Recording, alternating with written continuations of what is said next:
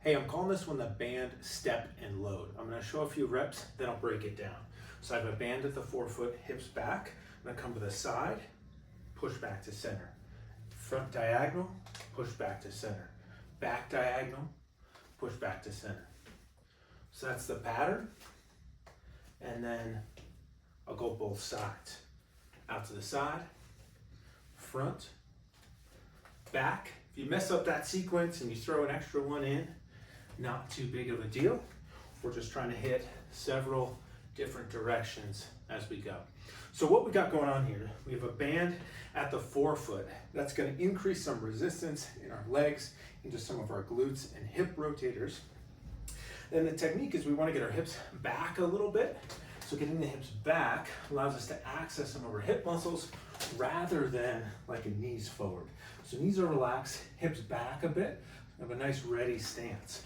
From there, we're gonna step into a direction. I'm calling it a step and load because I wanna get here and load into this leg.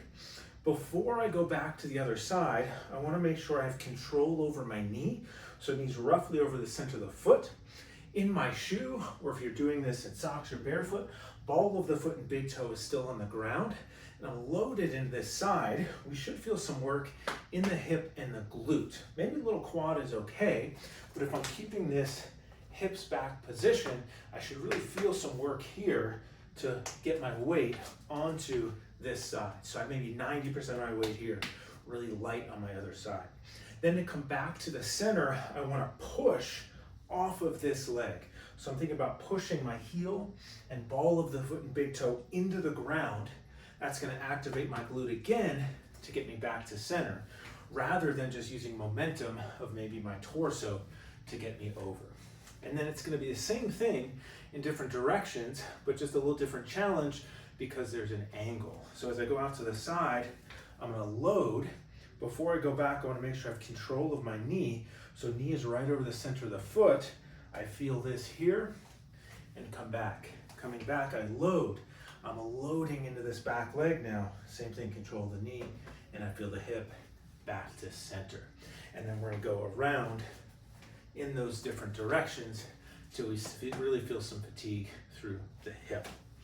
Now that hip's back, that's easiest to feel going to the side. As I step back, you can see my hip is still relatively back in that position. I'm not coming up, knees not dropping forward. And same thing here, my leg is going forward, but I'm still keeping this angle of my hip. A lot of times as folks go into athletic movements, they maybe go with a straight knee, they're not absorbing force. Or they come and they really sink into their knee, which cuts off their ability to use their hip. Or they turn their foot out and then their knee's here, they're not connected between their foot and their knee.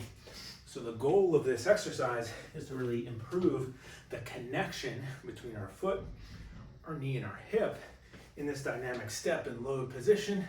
Press back to center, step and load, press back to center. So this is a great one as a warm-up drill before a dynamic sport like basketball or tennis, as well as just a good drill to get some hip engagement as we're moving a little more dynamically. Couple things that we don't want to see. One is as we step, we want the center of the knee to be over about the center of the foot. So what that means is that if I turn my foot out, that's totally cool. So if I turn my foot here, I want the knee to track that way rather than now my knee looks straight, but it's inside my foot as opposed to over my foot. Same thing stepping back. For most people, it feels natural to step back, little toe out. Totally fine, but I don't want the knee here. I want to load and get the knee over the center of the foot without rolling my ankle. So that kind of out at an, I'll show a little angle here. My foot's angled out, and I want to get that knee going in the same direction as I then push back. So that's kind of the key kind of faults that we see on this. The other one would be just kind of going too quick, not loading into it. The final one would be as we come here, I then just use my torso and momentum to come up. So I want to pause and push back, really feeling that my hip is driving that power.